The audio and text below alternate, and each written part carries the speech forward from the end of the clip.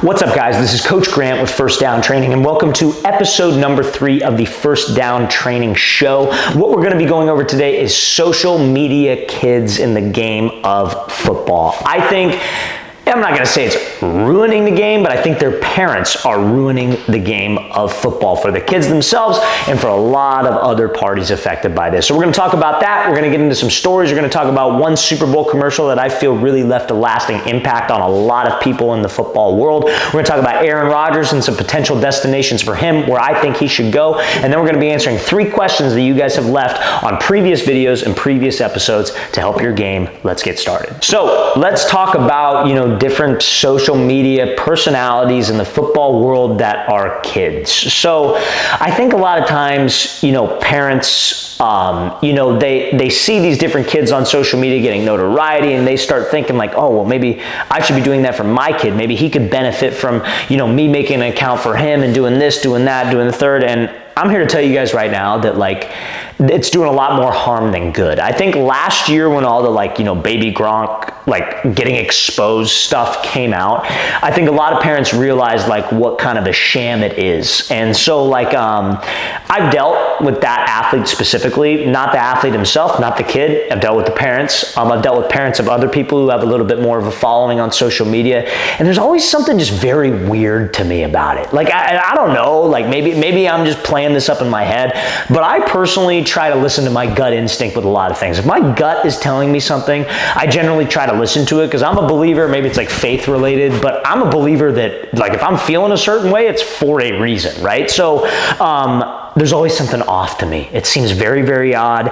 Everybody knows that the kid doesn't want it. The kid could care less about the followers that he has, about the different brand deals, and we'll get into that he has, and it's just more so the parents forcing that on the poor kid, you know what I mean? So I obviously am against that. Now, am I against athletes, having a social media and posting on it and posting, for recruiting purposes?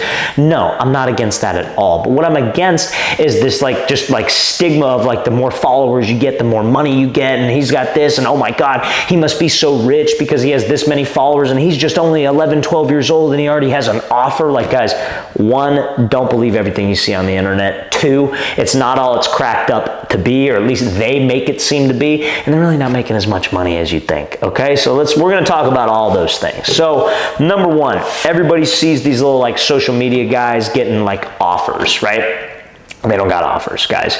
And I think most people know that, but not a lot of people do. I still get DMs every now and then, be like, hey man, it's this guy, his name's such and such on social media, and he's got an offer here. How can I do that? How can I get exposure as a 12-year-old? Guys, it's completely fake. That's not true. They don't have offers, okay? So that's number 1. You cannot receive a legitimate, committable scholarship offer until the summer before your junior year. So that junior year of high school. So if they're 12, 13, even 14 proclaiming that they have an offer anywhere, they don't. It's complete fabrication. It's fake. And they're using it to get clicks, to get likes, to get followers because they want to be the first 12-year-old sensation who has an offer. Guys, I don't know if you know this. And some of you might be like, well, I saw him post a picture with a coach at Texas A&M or whatever. I don't know if you guys know this. This was a surprise to me. I learned this about 4 years ago. You can pay for offers. So what happens in the recruiting world? If any of you ever see a kid that has an offer and it doesn't make sense, and you're like, how does that guy have an offer? It was probably paid for, because assistant coaches for these colleges or graduate assistants, they don't have the jurisdiction or the authority to give an actual official scholarship offer. So what they do is they give these verbal offers, but they have to, any real offer, they got to clear it with the offensive coordinator or the head coach, because those are the guys that make the decision at the end of the day. But what will happen is they get paid cash under the table. It goes for about $2,000 cash. These rich parents, $2,000 cash. They'll give a verbal offer on social media so their kid can post it and get some exposure, which just essentially means eyeballs and views and clicks and likes. And they'll be like, oh yeah, blessed to receive this offer. And then other kids seeing this, and I'm not saying this to discourage the people who do that. Do you? If you want to do that, fine. Play that game. It'll all blow up in the end because people are going to realize that if you're not good enough, you're not good enough. But I say this for the guys who see that and get discouraged. And they're like, man, like he has an offer. Like he's so much worse than I am. I'm never going to get recruited. Like, why am I not getting this attention? Yada, yada. Ignore it. It's crap. It does not matter. Okay. So that's number one with these like social media kids. None of them have offers. Okay. Two, a lot of people will see it and think that, oh my God, they're making so much money because they have all these followers. Number one, money or followers does not equal dollars, okay? I will tell you this right now. What equals dollars is having influence and having actual good business sense, okay? Take it from me. I'll tell you this right now. I don't make that much off of social media. I don't. Where I make a living, and I think I make a pretty decent living, is off of my business and off of the credibility that we have with my business and being able to deliver to our customers, which is you guys watching this video, which is our viewers, our quarterbacks, our receivers, etc. And any company that has given me money for a brand deal, it is because of the relationship I have with my customers and my followers, not the amount of followers that I have. They call it engagement. So just because you see some kid with 100,000 followers, when I had 100,000 followers on Instagram, I think we have like 500,000 now, and on TikTok, I think we're close to like 800,000. When I had 100,000 followers, I was making nothing, literally zero. So you see it and be like, oh my God, they must have all this money. I want a bunch of followers. I want this. You're chasing vanity and you're chasing money, and you should never do that. The reason why, and it's, you might say like, oh, well, it doesn't make any sense for you to say that because you make videos on social media and you have all these followers, so it's easy for you to say that now where you're already there. Not true. I don't even feel like I'm already there. What I'm making videos for is to give back to you guys and give you guys info because I'm trying to help. And if you're doing the right thing and you're chasing the right things, then the followers, the money, all that stuff, it all comes together, it all comes separate. But if you're chasing that stuff, it will never happen. So a lot of these parents are chasing that because they never got a chance at that. And they see their kid as an opportunity and they put them on social media, they make them do all this stupid stuff. And I'm telling you right now, you guys, it's not all it's cracked up to be. They're not making money like that. They love to put on the persona that they're making money like that, but ain't no brand giving them a bunch of money to post some product. They're not getting a ton of ad revenue. It's not that, it doesn't work that way, you guys. Older days of like YouTube, when the ad revenue spend or like the ads were a little bit more, maybe they could make some money, but that's not how it is today. So don't feel like that's anything of value. That's not what you should be chasing. You should be chasing being a great football player, and how you can be a better person every single day for your teammates, because that's what's going to get you to that next level. Okay? So now, fellas, I'm telling you, just make sure you keep your head in the right spot. I feel bad for all these like social media kids. Like I'll give you two specific stories, okay? Two specific stories. One is the most, think of it, I'm not gonna name names, but he's the most famous social media kid that you guys have all probably heard of, right? So we're having a camp in Dallas, Texas, which is where they're from. I get a phone call from the kid's dad, and he's like, hey man, my son, like he called his son the nickname for his son. He didn't even call his son his actual like legal government name. That's just weird to me. Like I don't care what your son's nickname is. I care about your son. Is he a good, like I don't even care that he's a good football player. I just, does he want to get better? Does he want to improve? That's what I care about.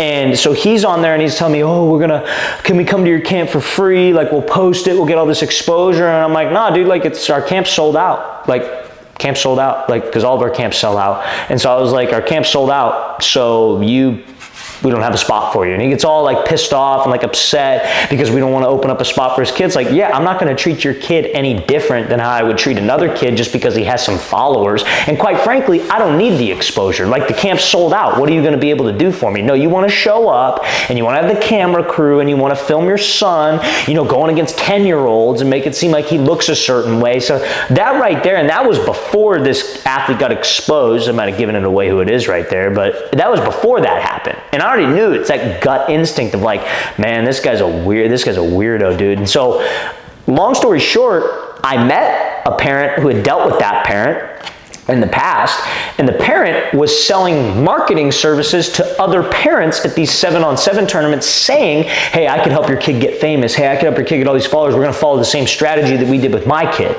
Did he ever deliver on that for anybody? No. And anytime anybody ever asked me that, I would tell them, stay as far away from that as possible, because that's not what it's about. It's not about making money off your kids. It's not about profiting off your kids. What it's about is setting your kid up to be the best possible football player so you can get a scholarship, you don't have to pay for college, or you give him a better opportunity in life, okay? Second thing that I've dealt with in that kind of world is there's a social media kid, he's 8 years old. 8 years old. And so he can't make decisions for himself. Like he's 8 years old. Like think about you when you were 8 years old. Like maybe you're 8 years old watching this. And his dad's telling me like, oh yeah, my son, he came up, this was at the same Dallas camp, by the way. Like maybe there's just something in the water out there in Dallas. I don't know, but these parents are nuts. But he was telling me like, oh yeah, my son this, like he's got his first verbal offer to USC and all this. I'm like, no, he didn't, number one. Two, in the back of my head, I'm not gonna say this to him, but then he's like, well yeah, and I'm like, he told me he wants to go to the NFL one day, so I'm going to push him hard every day. And it's like, yeah, every kid in America wants to go to the NFL when they're 8 years old. But like, it's like, okay, if he wants to go to the NFL, like, let's get him training. Like, let's, try to set him up and give him better opportunities in life rather than like, put him all over social media, like he's exposing this person, this, that, and the third, and that dude did not stop for about a year hitting me up to ask me to post his son, post my son. It's like, does your son want to get posted or do you want to get posted? And they always go with, oh, my son's a huge fan of yours and all this stuff. And then when you meet the kid, like they have no clue. They're just like blank stare, like they've never met, they don't even know who you are, like they've never watched a single video, but like the dad is, because the dad's clout farming, as they say. So guys, the social media thing with these kids has to stop. You got to stop comparing yourself to them. You got to stop looking at what they're doing. What you need to focus on is your own game, how you're getting better, how you're trying to be a great football player, and what are your actual goals of football. Do you want fame? Do you want people looking at you like, yeah, that stuff's cool? Like, it's like, and I appreciate every single time that maybe somebody comes up to me and asks me for a photo or anything like that, but it's not what I do it for. You never want to chase fame. You never want to chase money. That's stuff that you don't want to ever chase, okay? So that's all I have to really say about that. Now, guys, we're going to get into some current events and some stories. We're going to be talking about Aaron Rodgers. We're going to be talking a little bit about girls flag football and the commercial that they showed at the Super Bowl. But before we get into that, guys, if you are a football player watching this and you need to get bigger this offseason, you need to get stronger this offseason, check out that very first link in the description below. It'll take you to a supplement company that I own with my brother where we made a line of supplements specifically for athletes. So this is our salted caramel frappuccino whey protein powder. We also have cookies and cream. Actually, that just sold out, but we have chocolate peanut butter brownie, and we also have cinnamon snickerdoodle flavored protein, creatine, and a recovery powder. So guys, go to that very first link in the description below. If you use the promo code FIRST25, FIRST25 at checkout, you get 25% off your protein order, recovery powder, pre-workout. We have all supplements specifically designed for athletes. So again, guys, very first link in that description below. Okay, so let's get into some stories, some current events, you guys. So Super Bowl this past Sunday, there was a commercial that kind of made some headway because it put a lot of exposure towards girls flag football. So there were a lot of NFL athletes featured in it. I think, or ex-NFL athletes. I think Pat McAfee was in it, Justin Jefferson, and then they showed some girls flag football players. I think it's great for girls flag. I know we have a lot of girls flag players that watch our stuff, watch our content, and I get questions all the time about girls flag and flag football, and I'm not really in that space. I'm not really in the flag football space. Most of the training that I do for athletes or athletes who play like 11-on-11 tackle, but I do train flag people. I just don't know much about the concepts and like 5-on-5 plays. If it's 7-on-7, I know all about plays that'll work for that, but I think it's great for the game. I think girls flag is progressively growing.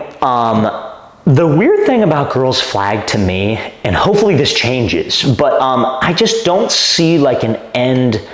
There is an end goal, which is like the Olympics, right? And I know some colleges have girls flag teams, and like, your end goal playing in high school playing girls high school flag football is to get recruited to one of those schools and not have to pay for college. And all that's freaking awesome. All that's great.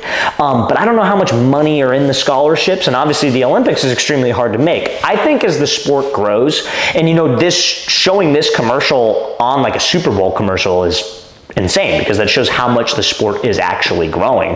But I think if there are more opportunities, more scholarship opportunities, I think the sport's just going to get bigger and bigger and bigger. Because just from what I've seen, I'll get a lot of parents that reach out to me about girls flag football training. And, I feel like they're serious and they want their daughter to get better. But I feel like they're not consistent just simply because there isn't that end goal in mind that a lot of people don't see. I see the end goal for a lot of girls, getting a scholarship to play college football at some university. Maybe their dream is to play in the Olympics. Fantastic. Those are awesome goals, and that's why you should play the game. That's just how my mind works. Like, I'm not going to do something if I don't see an end goal and if there are not steps to get to that goal. So I think as it gets bigger, the Olympics in 2028, has a good outing and a lot of girls flag interest and, you know, like there's a lot of views, I think a lot more colleges will adopt a team. They'll get more scholarship money and more girls will be trying to play. But right now, we don't see a lot of consistency with girls in training because that's their secondary sport. They also play softball. They also play soccer. They play basketball. They play lacrosse, track. So there's a lot more scholarship opportunities in those sports for girls. So I feel like football kind of is put second. If there are more scholarship opportunities for girls flag football, and I get it, universities don't have the funds. I get it. Universities got more money than God, though, like some of them, you know what I mean? So I think they could probably throw a little money towards football, don't you think? Girls football, for the amount of money that they throw towards guys football. And I'm not saying, you know, one thing or another, but I'm just saying the more opportunities that are increased for girls flag football, this commercial is a great step forward in the right direction. I think more girls will play, more girls will take it more serious, and I think it'll be even bigger. It'll just continue to get bigger year in and year out, and that's something that I hope happens, okay? So now, second story, let's get into it, you guys. Aaron Rodgers. I'm not going back to the Jets. Where is he going to go? So there's a few teams that I saw thrown around on an article, and one of them was the Giants. The other one was the Raiders. The other one was the Browns, and then the Steelers. Those are the four like predicted landing spots. The Steelers, I don't know if Russell Wilson is going to be there or Justin Fields. I don't even think they should have gone with Russell Wilson in the first place. If it was me coaching, and again, I would have rolled with Justin Fields. I like Justin Fields a lot, and I think the organization probably does like Justin Fields a lot. So maybe they should stick with him. That's just my opinion.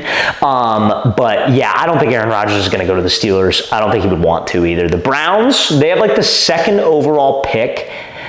I think Aaron Rodgers wants a Super Bowl. I think that's one. I know he's won a Super Bowl, but I think he's only won one. So that's something that's kind of missing in his legacy. And I think he wants to go to a team that is Super Bowl ready. Out of the teams listed, I would say the Steelers might be the most Super Bowl ready. So actually, maybe that is a better landing spot for him. But I don't think the Browns are. So I don't see him going to the Browns. I could see him going to the Raiders just simply because it's Las Vegas. You know what I mean? Like, Las Vegas is great. Like, he goes to the Raiders, the big football market. That would bring a lot of attention to the Raiders. And I think a lot of money would go that way. You know, I think he's probably decent friends with Tom Brady. And I know Tom Brady has affiliation with the Vegas Raiders, so like, or maybe not so. And then you got Dana White with the UFC, who's good friends with Tom Brady, both Boston guys who probably could influence Aaron Rodgers coming that way. And Aaron Rodgers is a UFC fan, so I'm sure Dana White will be in those talks. So you have that. And the Giants, I think he wants to get out of New York. I don't think he wants to stay in New York personally. I don't know if you've ever heard Aaron Rodgers talk about politics, but he does not gel well with the way New York swings, let's put it that way. So I think he wants to leave New York, but he does have a house there that he bought recently. So that might keep him around, maybe, but he's got so much money it doesn't even matter. So it'd be interesting to see. My pick would probably be the Raiders. That's where I think he's going to end up, but I guess time will tell. I'm glad that he's not retiring because I still think he's got some great football in him left. I still think, even with his age, best passer of the football in the NFL. That's just me, okay? So now, guys, let's get into some questions. So these are questions that were left under our last episode, our last First Down Training Show, episode number 2. So guys, if you have questions, stuff you want to ask me, post it in the comment section below. If you post to the comment section below this video, we respond to every single comment. We read every comment. If you want to get featured on our show, we want to feature you. So if you have questions, post them in the comment section below and you'll be featured on our next episode. We want to give back to those guys that have watched this whole video, especially all the way to the end. Okay, so now let's talk about it, guys. So first question number 1 from Bink JT3 UT. He asked, when are you guys coming to Washington, D.C.? So Washington, D.C., that DMV area, where it's Washington, D.C., Maryland, Virginia, there's so much talent. We went there 2 years ago.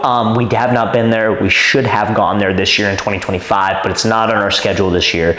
We will be going to, this year we will be, closest camp will probably be in New Jersey, if I'm being honest with you, but in 2026 we will be in the D.C. area. So I appreciate the support, man. We love all our guys out there. And guys, if you have questions about different states that we're going to as well, post in the comment section below. I could send you over a link to our travel list and we could hopefully get you guys out at a camp, okay? Now, question number 2 from Little South 76.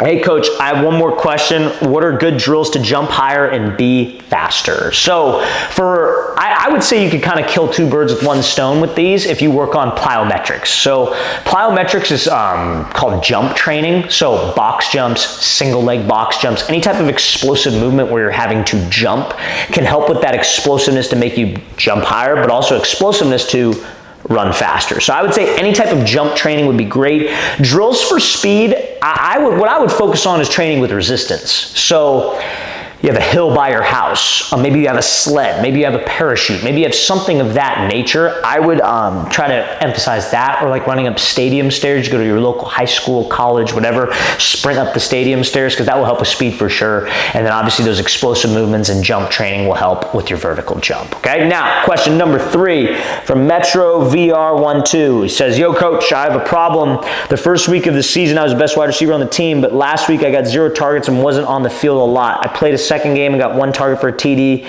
If I apply this, will I come back? I think he was applying to a video where we talked about some different tips for wide receivers.